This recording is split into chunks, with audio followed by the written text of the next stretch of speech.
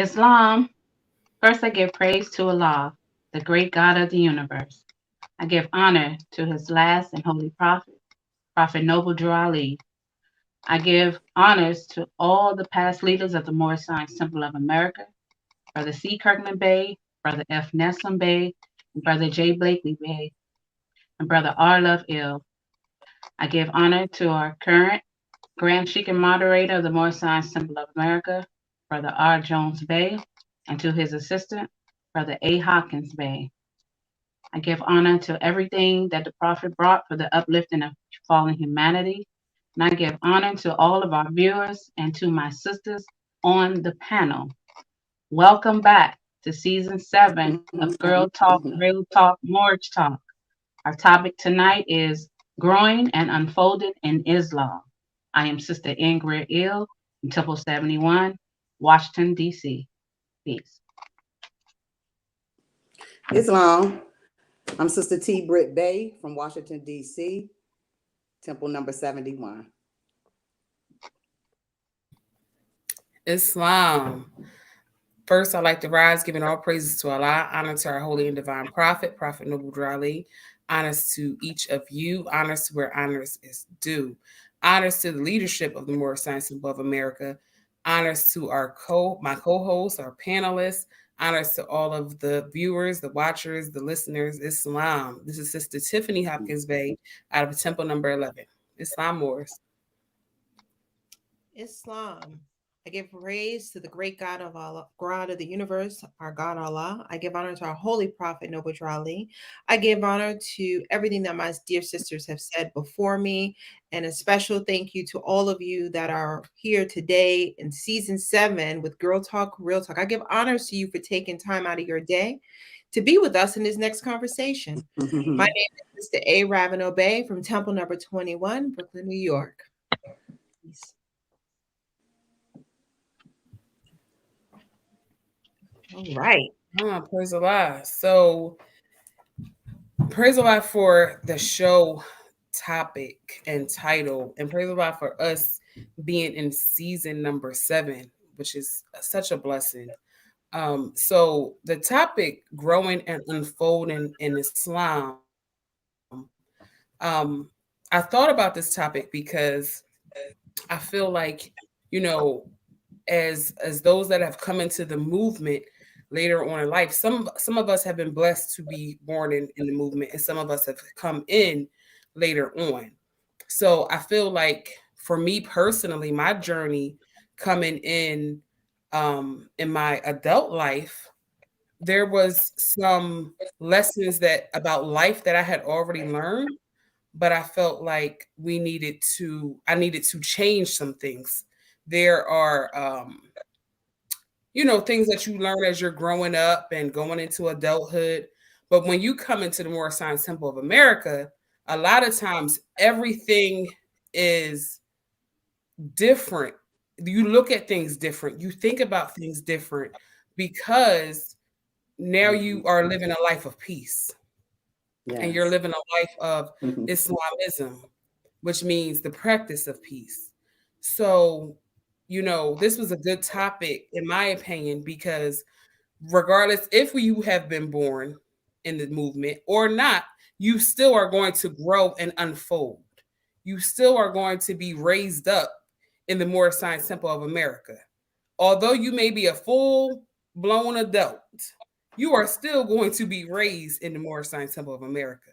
So with that being said, I know Sister Grill was going to start us off with our first question. I was. Your question let us in the whole topic. Okay, so how do you feel about your upbringing in the temple? What has your experience been? Praise Allah. I can start since I already started. Because for me, it's on my mind. And that's why I didn't want to just go and ask you a question. But for me, my experience has been such a combination of things. I feel like I've learned how to fully mature And I'm not, by all means, I'm not finished yet because, you know, we're constantly unfolding. But I feel like I had the opportunity to learn myself. And when you're able to focus and study yourself, you're able to learn things about yourself.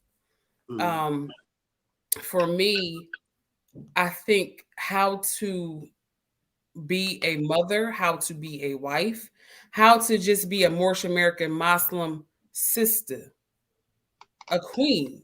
Because at times, you know, yeah, we think, yes, womanhood, we're a woman, you know, we're a female. Yes. But at the same time, there's a way to be that under the lessons of the prophet. It's like a whole different combination of lessons and virtues and ways that you have to be. And so for me, my experience has been a rough experience because I think coming from the outside world, you know, there are some things that you got to change about yourself. And I'm one of those people that may be a little bit more stubborn with realizing that I had certain things that I needed to change. But however, nonetheless, those things had to be changed because I needed to grow. I needed to become better. I needed to, you know, follow the prophet. And I needed to be an example for my children as well as other people that are coming in or that are finding out about the Moorish Science Temple of America. And you have to be that example for those who may be having a struggle of how they're growing or how they're going to unfold.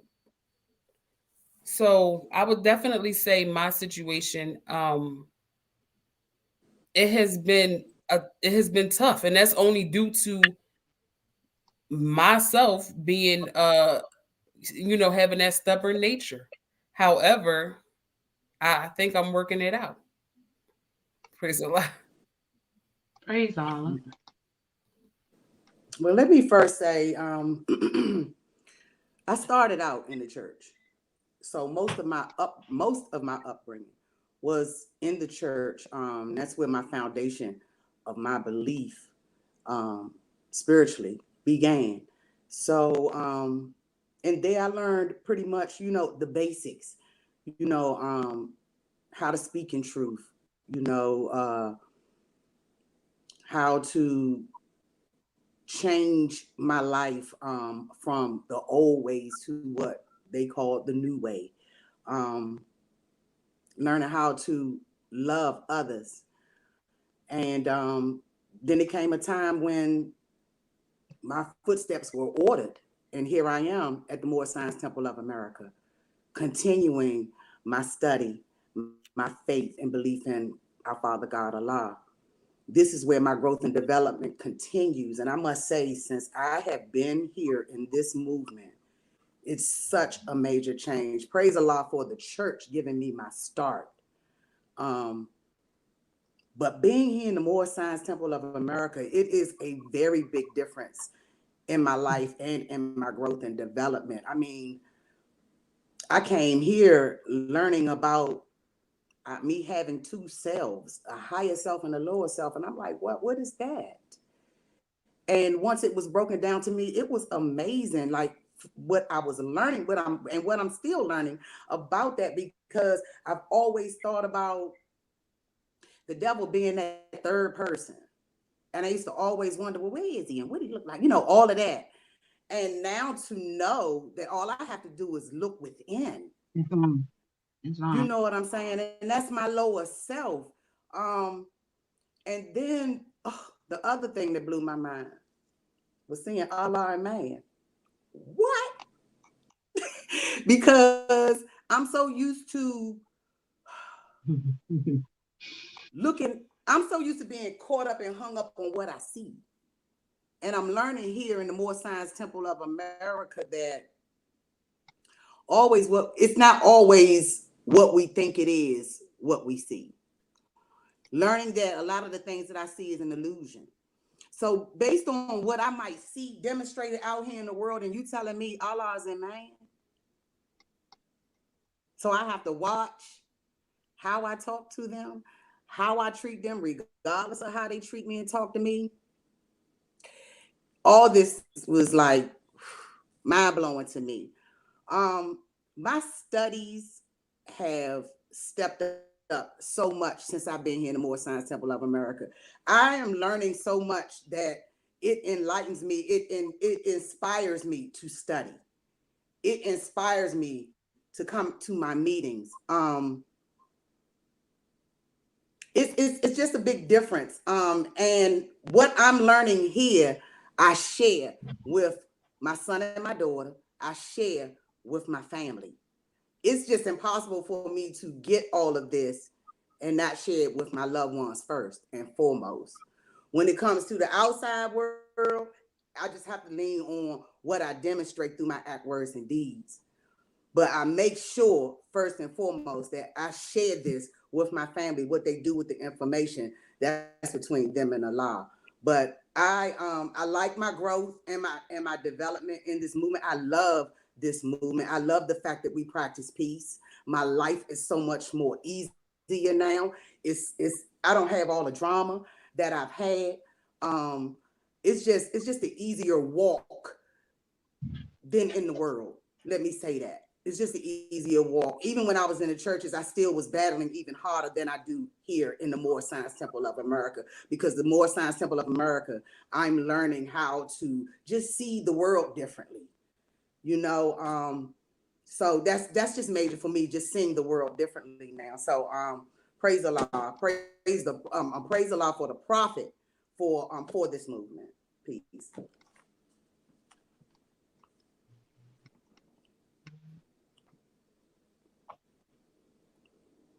Islam. I guess I'll go next and share my thoughts on that question. I mean, you know what? Can you give me that question again, Sister Grill? Absolutely. And let me just say that Sister Hopkins Bay and myself had similar question. Um, uh, how do you feel about your upbringing in the temple? What has been your experience? Mm, okay. Thank you, sis.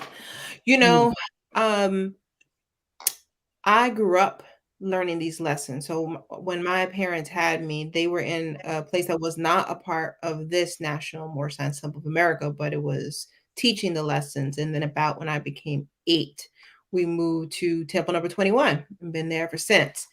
And so it's a bunch of years. I won't say how many years the math is, but I've grown up in this movement, and the my experience has been all I know.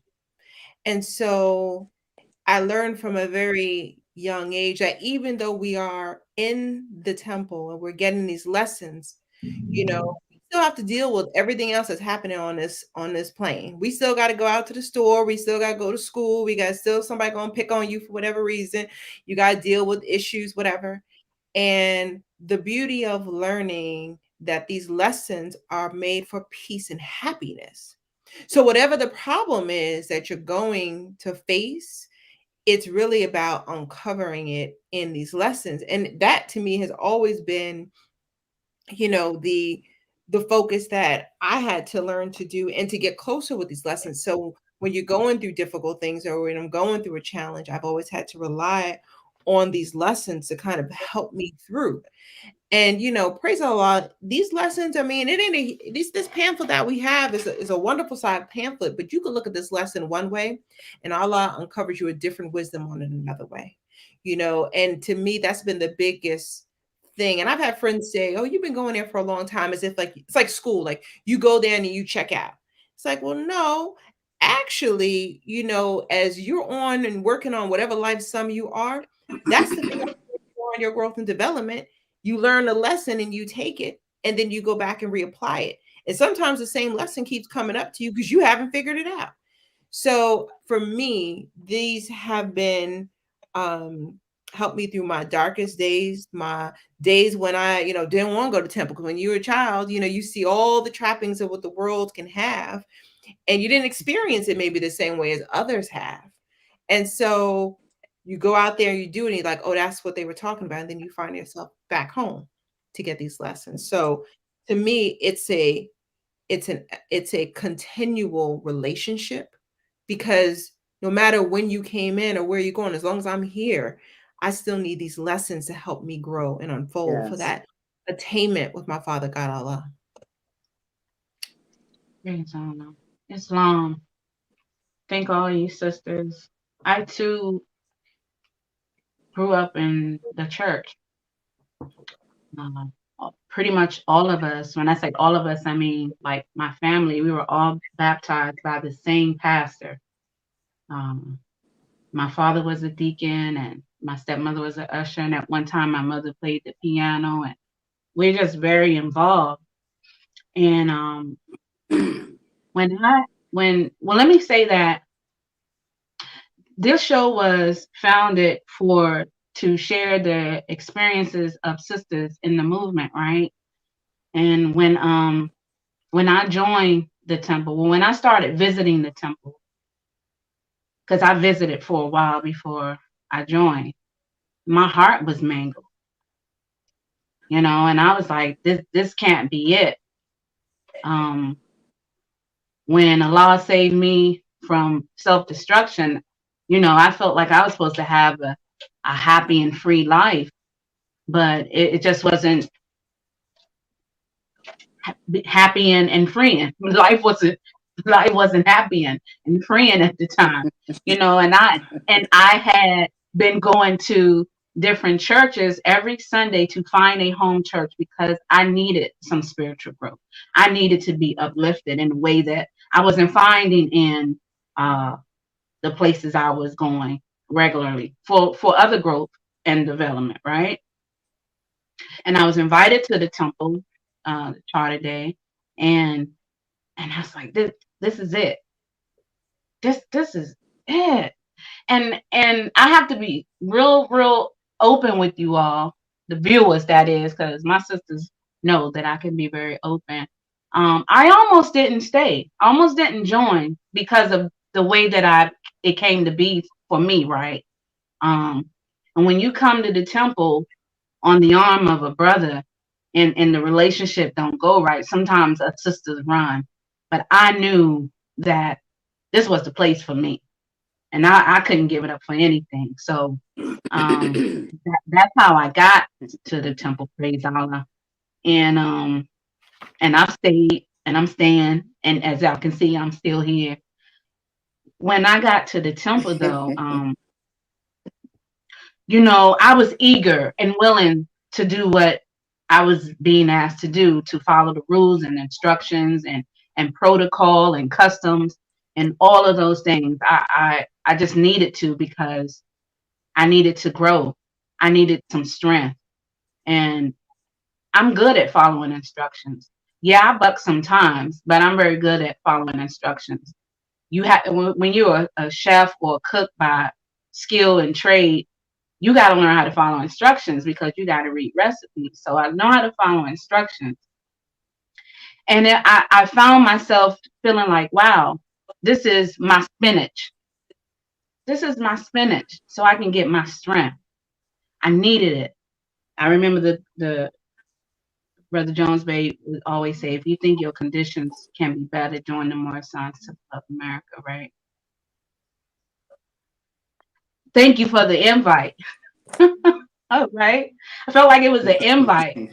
So when I came in, the sisters were grooming me. They were teaching us how to dress, how to wrap our turbans, what colors to wear, what colors not to wear, and things of that nature. And it really, really became my family. The Moors really became my family. So that's my experience, a short version of my experience being raised in Temple 71, to be precise. Peace. Praise Allah. Praise Allah for everybody's demonstration. But I was thinking as the sister was talking, I recall the quote that got me interested in the temple. And because my husband, he wasn't my husband then. We was just buddies. We were friends, acquaintances. But he said to me, if you think your condition can be better. And I was like, what? Where did you get that from? And it was so deep because, and I have to be honest, I'm not going to say my age, but my husband is 2 years younger than me. So I was like, I wasn't used to somebody younger than me having much wisdom. And so when he started to speak the words of the prophet, I'm like, hey, like, what's going on here? And so I specifically remember that conversation and him saying, if you think your condition can be better, come to the Moorish sign. And because he didn't say the whole join part, he was just trying to get me to come and visit. And I was like, okay, so that's deep right there. I like that. I think that's cool. And you got to remember, I was young, so I think that quote had me in deep thought for like quite some time, because I'm like, I was at a point in my life where I was like, it cannot get any worse than what it is right now. And I had gone through some things, thinking that you're grown out here living in the world. And I was like, it literally can't get any worse for me. So I want my condition to get better. Like, I need for my condition to get better, because what I'm going through right now, I don't ever want to have to go through again. And praise Allah, when I started coming to the Moorish Temple of America, I never since then have been back in that type of situation ever. And, just high honors to our holy and divine prophet, by way of Allah, because Allah revealed these lessons to the prophet, and he chose to bless us with them. And I feel like I'm so grateful for that, because I could see my life spinning out of control. And I was like, I can't go through this. Like, this is not for me. And honest to my husband, because he had courage enough for truth. Because when you're dealing with somebody who's out there in the world and out there in the streets, and you know that they have no knowledge of what you're talking about, you can say some things and it can fall on deaf ears. But to be able to say something, and the other thing was, if I can get you to think you could save yourself, I was like, whoa, what's going on? That one. What's going on? And I promise y'all, when I went to the temple and I heard, you are not a Negro or Black person, a colored person, I was like, literally blown away. Like, what's going on?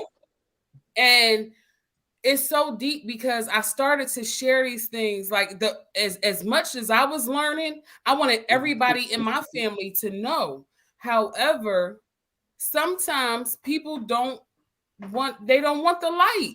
When the light shines upon them, they comprehend it not. And I understand that. So what I had to do was I had to take it to save myself. Yeah. I'm so grateful, because when I did that, and I literally started, because I'm gonna be honest, in the beginning, I was that various and wavering person. I would, go to Holy Day on Friday and go to Sunday school, but other day, maybe on a Saturday, I still might be out. And then and it took me a couple months to say, listen, you can't straddle that fence. You got to be with this, or you got to be off of it. It's either or. You know what I mean? And you can't play with the prophet and the prophet's lessons like that. If you want to take this seriously, if you want to grow, if you want to learn and mature, and you want to save yourself, you're going to have to leave that other stuff alone. And so, praise Allah for having the ability to think and have reason. And I had to figure out what I needed for me. And, to see that come full circle, my children are being raised in this. And it's a blessing, because I'm able to share my experiences in life from what I used to do to how I am now, and explain the reasons why. and what is going to keep them from that harm and that danger out there in the carnal world. So I'm forever grateful. Sis, when you were saying that, it made me think you said other people didn't, you were trying to tell everyone no one else heard. You know, the prophet says the sheep know the sound of my voice. You That's know, right. but when we were all saying about the lines or the words that we heard that resonate with us, we were the sheep. You know, not Yes. everybody, Mm-hmm. everybody's going to get it, and that's okay. You know, they'll get Right. it when it's on their growth and unfoldment. But That's um, right. that's really, really important when we hear those. We're like, wait, what'd you just say? You know, Right. because the That brother, was a he blessing. used the prophet's words on you, and Exactly. Right. Right. Yes. Yes, that was a beautiful demonstration, and I give honors to him because I I can admit I was rough out there. I was rough before I came into the temple, and the lesson showed me how to be um a queen. And I was like, I think at times you don't even think that you deserve that. You're like, wait a minute, like, you don't call me that. I'm not that. But in reality, you Mm-hmm. are. You are that. But you have to know that you have to take your place, and you have to know what your value is. So that was a blessing. It's obvious that it was definitely our time. Sister Hmm. Ravenel Bay was already in the movement. She was born and raised in the movement. But I'm saying for, me, you, and Sister Gray Hill, it obviously was our time. And we heard that sound. You know what I'm saying? I'm so glad that I responded because I can say that at that time that I was even invited to come to the temple, which was surprising. Um, I definitely was hungry. Hmm. I hadn't found any churches. I was in search, just like Sister Gray. I was in search. I mean, I had been to a church that I was getting fed, and then some things took place with that particular church, so it was no longer. And bouncing from place to place, and my spirit was hungry. I was yearning for a place, and I'm just thankful that the brother moved on it to even invite me to come to the Hmm. movement. And like I said, like the prophet says, there are no happenings. So we're not here by mistake, and we still here. We still Hmm. standing here. You know what I'm saying? So that's a good thing. Praise the Lord for that. Praise God. I'll just say one other thing too. When you were that question, you know, the growth and development. For me, going and visiting other Moors was like another light bulb for me of my growth and development. Because as a child, you grow up and you are in one temple with one group of people, and you see them. Mm-hmm. That's your family. And sometimes you think that's the only family that exists in the world when you're little, because that's all you see. But when I probably got about, I think I was about 16, 17, 18, and I was getting older, and we would travel to different temples locally, but I would able to go on my own and visit other temples. I went to, Moorish National Home Temple, Moorish National Home 1, the 2, Detroit, other places you start visiting, and you start to hear these words being said, and you start to build these friendships and bonds with people outside your temple. For me, it was life changing for me, because what ended up happening was I ended up starting to have relationships with people that gave me a different perspective of these lessons to keep me stronger in the movement. And Hmm. so that was, for me, when I hit to my 20s, a saving for me, because I wasn't the only one child in the temple. There were many, and I pray that Allah, they hear the voice and come back. It's one of my prayers, Allah, that the many children that go and experience the world realize where home feels.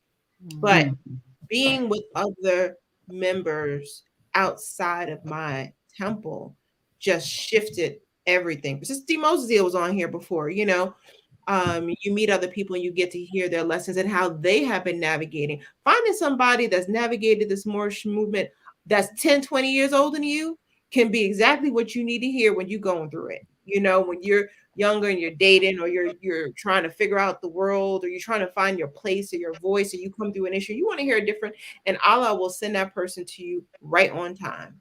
So this movement is big, and we need to recognize that we're all brothers and sisters, and that has helped Right. me in my development. You all, my sisters. Right. Praise I, God. I I have a just want to take this moment, right? I'm looking at my screen and y'all show is pretty. I'm oh, praise Allah. giving You y'all as honor. well. You Praise as Thank you, well. Allah. sis. You are as well. Thank you, sister. Yes, praise a lot. So I had a question based on what everybody was saying. And I was thinking about because this is something that I struggled with when I came into the movement. My turban. So I recall Sister Grill saying how she had to be taught how to wrap her turban, and I think we all have because I think it's something that as sisters, we want our turbans to look a certain way. We want it to fit a certain way. Some of us we may get our hair done or something like that, or get something done to our hair. And so at times when you go to put on your turban, it may not fit exactly the same as you had it before. You just might have that struggle. So my question was going to be, how long did it take you to get your turban to how you like it? And I'll just say for me, it took a very long time. And I just remember this like one of my friends saying to me, she said something. I felt it was mean at the time. Like my feelings was a little hurt. But she said, "Oh, you wearing something on your head? You look like Queen Latifah." And I said, I was like, wow. But I think she meant it as a compliment. But at the same time, I was like, I don't know if I should be offended, but I don't. Maybe she did say it looked like Queen Latifah, so okay, maybe that's a Mm. blessing. But I didn't back then. I was very insecure because I had just joined, and I wasn't getting it as good as it could have been. And yeah, so that's where my question came from. I was struggling. Islam. Well, let me just say that brother, honest to brother A. Shingler ill, who actually taught me how to wrap my turban. One night, before Friday Holy Day meeting, and I got it right away. I didn't come into my own way of wrapping it till probably about a good 8 months in, when I finally realized that I could put the crown, and I was just wrapping it and tucking it, right? And I was happy about that. I was so psyched. Let me tell y'all how psyched I was and how great it felt to throw the material, because this is how I was taught to wrap my turban. You throw your turban over your hair, and you say your Moorish American prayer, and then you wrap your turban. That's how I was taught. Sometimes I say it as I'm wrapping it because I the time or whatever. So it took some months to get it to the way I like it. And some of the sisters know I'm a I'm about the turbans. If a sister turban is a little off, I was like, sis, I'm about to fix your turban, okay? And I'm just like that with everything. I want everybody, if I'm on the bus and you got lint in your hair, I'm gonna tap you on your shoulder and say, can I get that lint out your hair? That's just what I do, right? So then, like I said, it took about a good 7 months to get it to my liking. But the rap was pretty good. And I was happy about it. And talking about pride, y'all know that pride y'all get when y'all rap y'all Hmm. turban. Oh, Yeah, yes. it was like that. It Definitely, Peace. definitely. didn't take me long at all. Honestly, Sister Jones Day. I remember when she was the first person to bring me a turban. And she brought it to temple, and we went downstairs into the ladies' room, and she sat me down in the chair. Let me tell you, when she sat me in that chair, she sat me in front of a mirror, and she was talking to me about how to wrap the turban and some other things. And you know how a mother, how when we was little, we used to sit between our mom's legs and she would do our hair and just be talking to us about life and stuff like that. So when she had me in that bathroom facing that mirror and was talking to me about how to wrap my turban, that's what I felt. I felt like I was sitting there with my mother and she was giving me my little instructions as mothers do. And Mhm. the pride that I felt that she took in teaching me that day, um, in how to tie my turban, I was determined that I was going to know how to do it the exact same way that she did.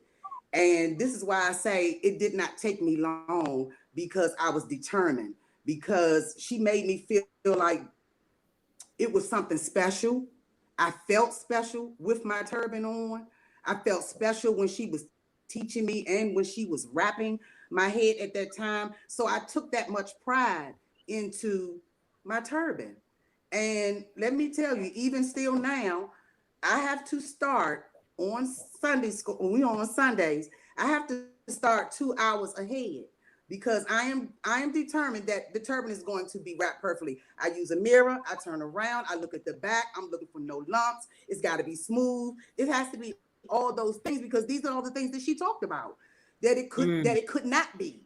And I was also, talked to about, how turbans aren't wrapped correctly. So Mm. I've taken into that, and I've always been the type of person that perfection is my thing. That's just me. So if it's gonna be done, it's got to be done right. If I'm gonna do it, it's got to be done right. So even if it means I have to be late to Sunday school, but this turban gonna be right. I'm gonna get there, but this turban gonna be right. Fortunately, I ain't never had to be late because, like I said, I start 2 hours early, and I think I've been able to cut the time down now. It was exciting to go out and buy fabrics on my own. The sisters gave me like how many yards I needed and this, that, and the third. And then when I Yeah. got home, I'm like, this is a lot of yards. Like, what am I do? Like, but I got extra material. But it was exciting going into the fabric store. And then I started paying attention, like, sisters got all kinds of different colors. But I remember the colors that, we're told that we can't wear. So I had to keep that in mind. But nevertheless, I take pride in my turban, and I really feel truly special when I wear this turban. I really do. Mm. And I just don't wear it anywhere, everywhere. I guess one day it come to a time when I wear my turban 24/7. I would like to get there. And I do see that in my future. I do. So yeah, I love my turban. That's it. Peace. Praise the Lord. Okay, well, I'm a little different because I grew up in it. So I was lazy. I let them. My mom was like, wrap my turban. I remember she's like, you gotta wrap it. I was like, well, I gotta wrap it. You can wrap it. So I didn't, I just wanted her to do it. Now that was just probably me just feeling spoiled. Well, I gotta do it. But I do remember her, and it took me a minute. I don't know how long it took me, but I remember she was like, you old enough to do this. You can do this yourself. But the trick was what you said, the fabric store. The trick was the fabric store for me because when you go in a fabric store, you see all those colors and materials and lace and all these beautiful colors. And she let me get different colors. So for me, that was exciting that I got to pick turbans that were different colors that nothing that we had before. So I got to have my own set and that helped me. But I don't know how long it took me, but I do remember I was like, well, you can do this in 5-7 minutes. Why I got to do this? And as a child, it took Yeah. me some time to get it. But I also remember it was a bunch of we were all little, and we were all trying to tuck it in and help each other out because our parents, I think at the time, must have all said we're going to make them do it at the same time, which I thought was smart because we were all kind of trying to get the hang of it around the same age. So that's what I remember. I just remember, Mm-hmm. and then it did shift when I got older and I started meeting other sisters and seeing how they wrap their turbans because Mm. some of them do have a different style. Some of it is their hair that's underneath it, so they can't it's shaped differently. Yeah. Mhm. Turbans, and I was like, ooh, I like the way it kind of sit up here or do this. Um, always around. I love Right. staring at Sister Greer's fabric on her turban right now because I'm like, what fabric is that? Because it's Mhm. gold, but it's about the fabric. So that was the Mhm. Yeah. example. Islam's Honors to Sister M. Johnson Bay, our former Madam Chairman of Temple 71. I absolutely love the way she wrapped her turban. And she has, like you see mine, the little wrinkled up and whatnot. I like that look. I love it on her. I admired how she wrapped her turban. And that's kind of like I said, that's my flair right there. That turban she wear, that was my flair. The little wrinkles in it, and you know, yeah, good times, good times. Right, right.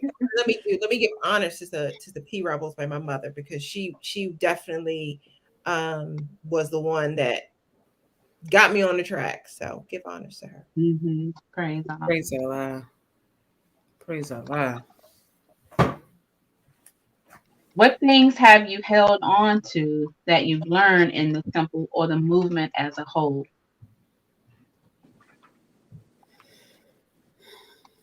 I think for me, everything. Um,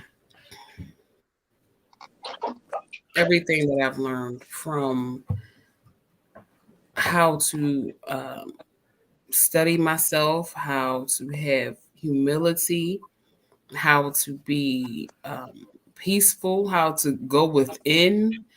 Um, One of the main things is, having the higher and lower self, and also how you react to certain things, how you deal with issues that come up. Um, it's all about how you respond to different things. Mm, Um, things are going to come, to you, things are going to happen, but it's about how you deal with those things that come about. Um, I would honestly say um, one of my favorite chapters is, let me go to it, chapter 23.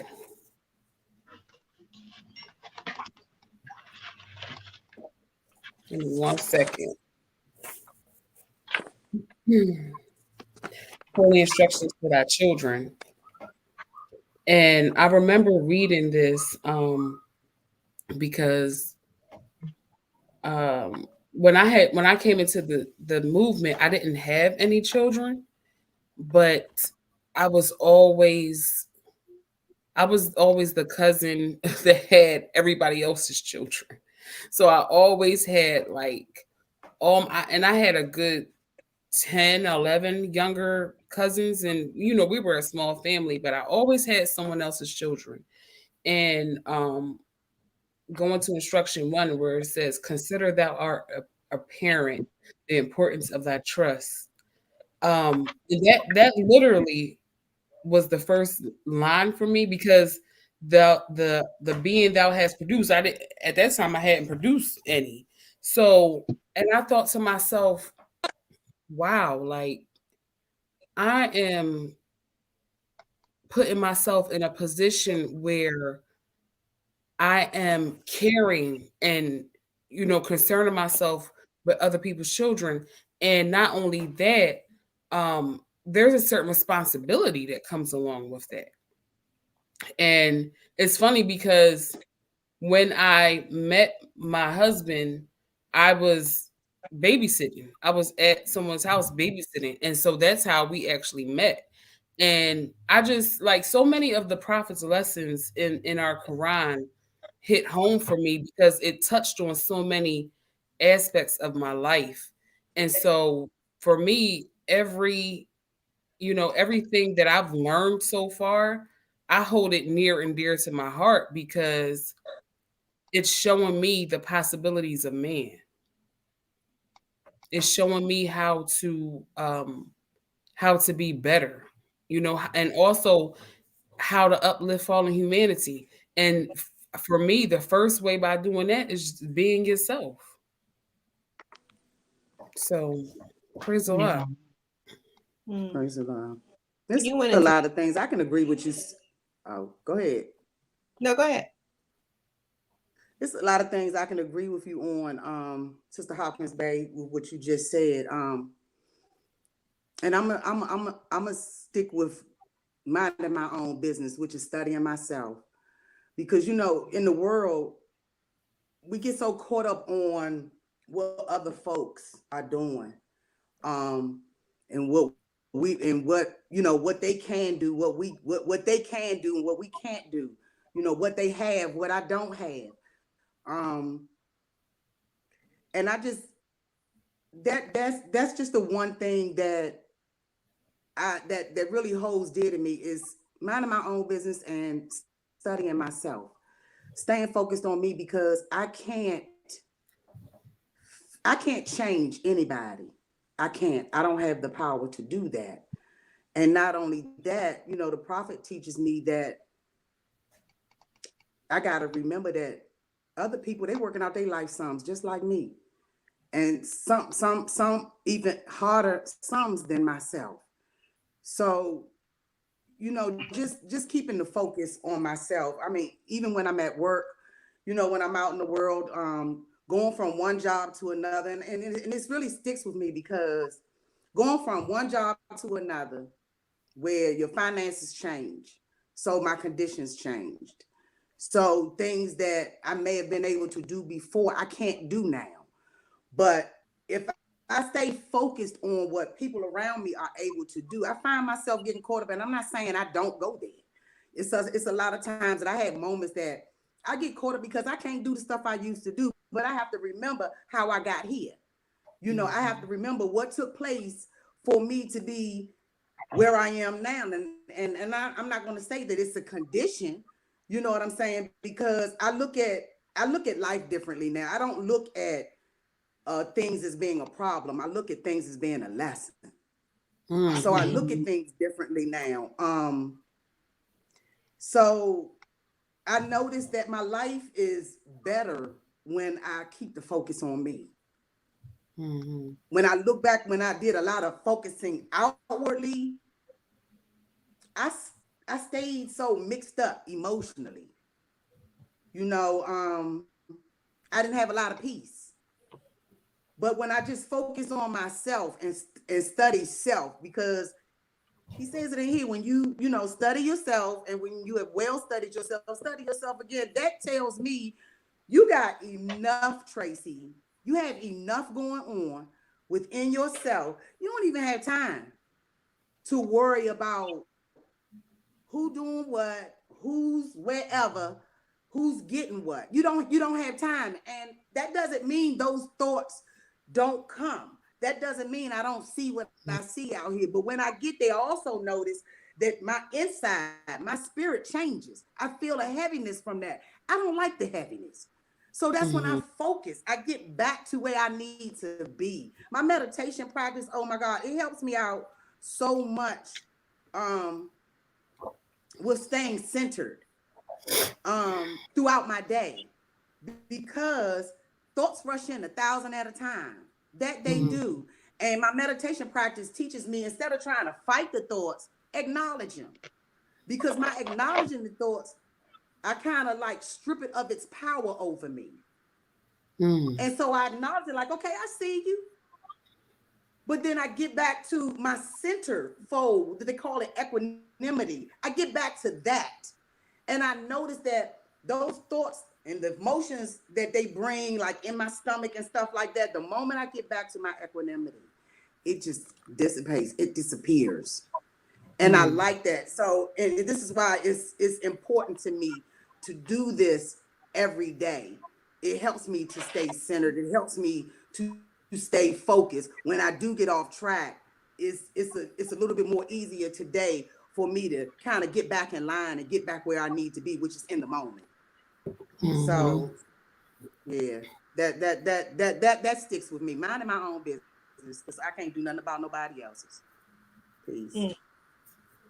Praise Allah. When you were talking, there was two thoughts that came to me, but the first, when you were saying it, for me, these lessons have to be like food. I call it my spiritual food. We eat on this physical plane 3, 4, 5 times a day. Somebody putting food in their mouth, right? For whatever reason, they're hungry, they're bored, whatever, but they're nourishing themselves with something.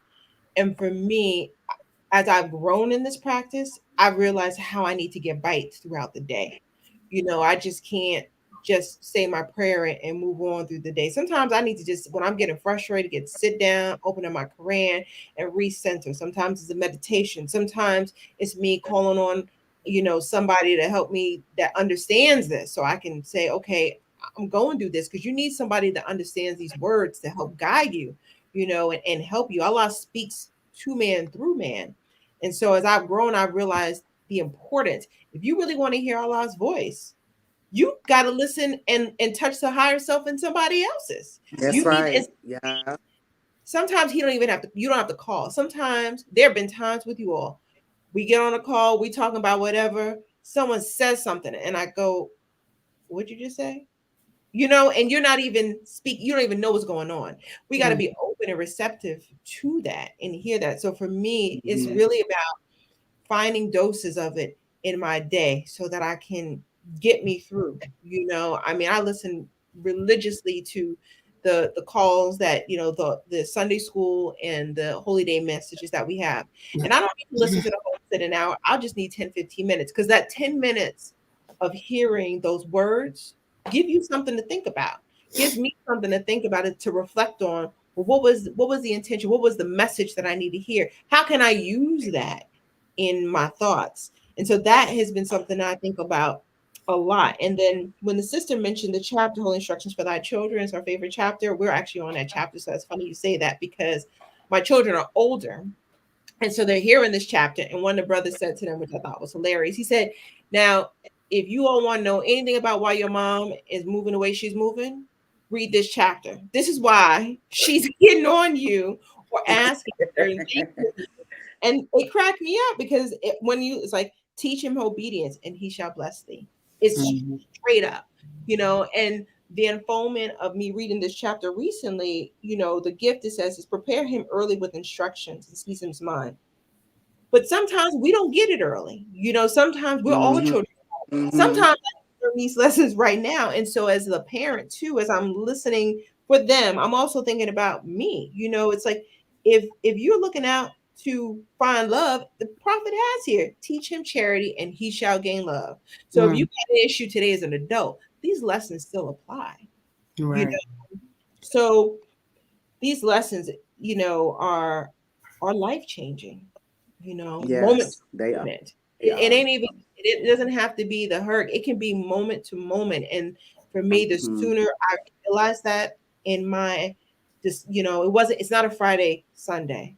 It's not a once a day morning thing, but I get a little bit in all the time. It just lightens your life up. Right. We're in a study of happiness and peace. This is it. So many things. I mean, I hold on to and call remembrance to my aid throughout my day. You know, praise Allah for knowing that everything that has a beginning has an end. Everything. And when I think about that, I was like, so that means when good times comes to an end too, right? Praise Allah. Praise Allah. Um, Looking for the best in others while giving them the best in me. Sometimes I don't see the best in others right away, but if I give them the best in me, the best in them will follow, right? Mhm. It doesn't always. It's not always about seeing the best in them right away, because you may not get that. But if you present the best in you in that moment, the best in them will come through. Mhm. Hopefully. Um, Fix not suddenly, for our future happiness depends on our present choices. Let me tell you something. When I literally stop in my tracks, like, don't do that. You know how something is fun and exciting and it feel good, and you want to be all in it right now, right now, right now. You be like, hold up, ew. Pump your brakes. Now remember the last time you jumped all the way in, right? You got your head tore off. You got your head tore off, Um, and sometimes, on the other end, those things that are being presented to me, they sound good. All the dreams be sounding real good, but I have to say, I can't rush upon destruction, you know, just because it sounds good and it feels good in the moment. I'm gonna read this. real quick.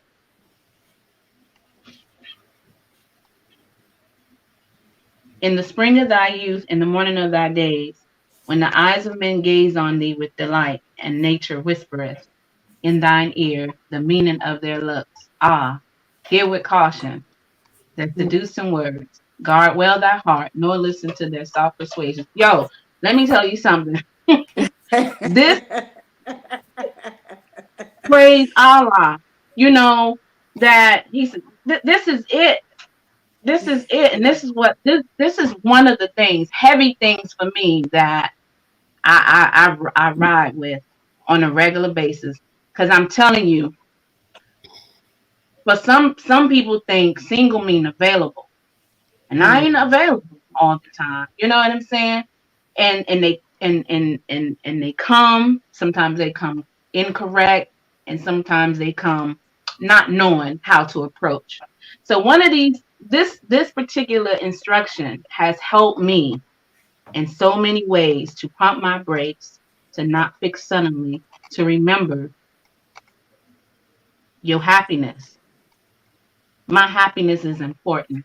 My future happiness is important. The moves I make right now will determine my happiness later. So that's just a little bit of the things I hold on to. Peace. Sister, I gotta say, but that line right there, that's a powerful line in our Quran. Mm-hmm. It's so informative for sisters to hear. But Yes, it I have a is. teenage daughter. She flipped it on me the other day when we were reading this. She said, "Wait a minute, how come we not teaching the brothers that they not supposed to be doing this?" And I was like, "You right." You're right. I know I need to teach your sisters, right? That when the men, you're not supposed to be gazing on her with like delight and whispering in her ear. So, this lesson, as much as it is for us to protect our For hearts the as brother, sisters, that's right. I felt a responsibility Mhm. as a mother to make sure my son understood his responsibility in That's right. respecting women. Because That's as you right. said, because she's single don't mean she's available. And if her heart is where Allah, he's the nature's whispering to you, so you know what it is. Mhm. Mm-hmm. You know, Mm-hmm. you know Mm-hmm. what. Mhm. So, yeah, I hear you. Well, I Prison. say this: anybody, anybody who has this lesson already knows what any brother who has this lesson already Right. knows. Look, Yeah, she they ain't going for know. that. That's She got right. the lesson. She ain't going for that. Right. Or anybody that don't have a lesson, she don't need it. Yeah. Well, Right. praise Allah, I do. Mm-hmm. I just wanted to say real quick before I know we're at the end and we're about to close out. But one of the other lessons, learning to love instead of hate, I Mm-hmm. think Mm. that's something that our people often struggle with. And Yes. to constantly and consistently hear that we have to learn to love instead of hate. Mm-hmm. Is so much in that statement itself because evidently it's something that we weren't doing or didn't know about because the prophet is instructing us to learn to love instead of hate. So, I'm not going to take up too much time, but that was very, very impactful for me being in the movement. And I still hold on to that. Praise Allah. Well, we are at the end of our show. We're about to wrap up. Sisters, any closing thoughts before we wrap it up? Anybody got a closing thought? Praise Allah. Okay. All right. Well, just a few things. First off, I want to thank all the viewers. This is season 7, and we kicked it up with growing and unfolding in Islam. So thank you all for joining us on here. A few things we just want to remind our viewers. Of course, this is the first show of the season, and so this Wednesday is Universal Love will be coming on. So you'll be able to see that if you're following the Facebook page. You'll see the flyer right below, as well as next week, Sakari Healing will be launching their show. And so the season has begun. So please like, share, and follow. As always, on Fridays, we have our normal Holy Day meetings. That's at 7:30 p.m. Eastern time. We have our Sunday school. That's at 2 p.m. Eastern time. And if you go on, you will see it live, or you can always go back and see it later. My home temple, number 21. We just celebrate our charter day. A big love and honors to them for 89 years, keeping the doors open in Brooklyn, New York. All are welcome. New national officials, we want to give a special honors, high honors to our new officials that are with our temple, our Grand Sheik, Brother R. Jones Bay, our Assistant Grand Sheik, Brother A. Hopkins Bay, our Chairman, Brother P. Chaseo, and to his assistant, Brother V. Bell Bay, our new secretary, Sister W. Wright Bay, and to her assistant, Sister Z. Pontown Bay. And we want to give special honors to all of the national officials that are doing the work to keep this movement moving forward, helping to uplift fallen humanity, keep the doors open so that I can be there, you can be there, and for the unborn to join and proclaim their nationality. With that, we hope to see you all in 2 weeks for our next show, and hopefully we'll see you then. Peace. Peace. Peace. Peace.